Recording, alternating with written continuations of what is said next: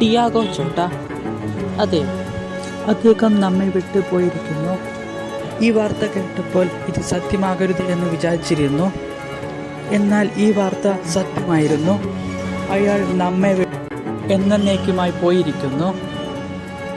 ലിവർപൂളിനൊപ്പം premier league കിരീടം, കേവലം ദിവസങ്ങൾക്ക് മുന്നേ വിവാഹം, ഒരിക്കലും മറക്കാനാകാത്ത ദിവസമെന്ന് ഇൻസ്റ്റഗ്രാമിൽ അടിക്കുറിപ്പിട്ട് ഭാര്യയെയും മക്കളെയും തനിച്ചാക്കി അദ്ദേഹം യാത്രയായി. ഇനി ഒരിക്കലും തിരിച്ചു വരാത്ത യാത്ര. സമൂറയിൽ നടന്ന അപകടത്തിൽപ്പെട്ട് ഡിഗോ ജോട്ട യാത്രയായി. ഡിഗോ ജോട്ട മരണപ്പെട്ടിരിക്കുകയാണ്. സഹോദരൻ്റെ കൂടെ യാത്ര ചെയ്യുമ്പോഴായിരുന്നു അപകടം നടന്നത്.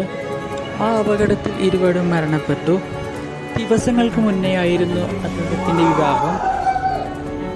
അദ്ദേഹത്തിൻ്റെ ജീവിതത്തിലെ ഏറ്റവും മനോഹരമായ കാലഘട്ടമായിരുന്നു കഴിഞ്ഞ മാസം നടന്നിരുന്നത്.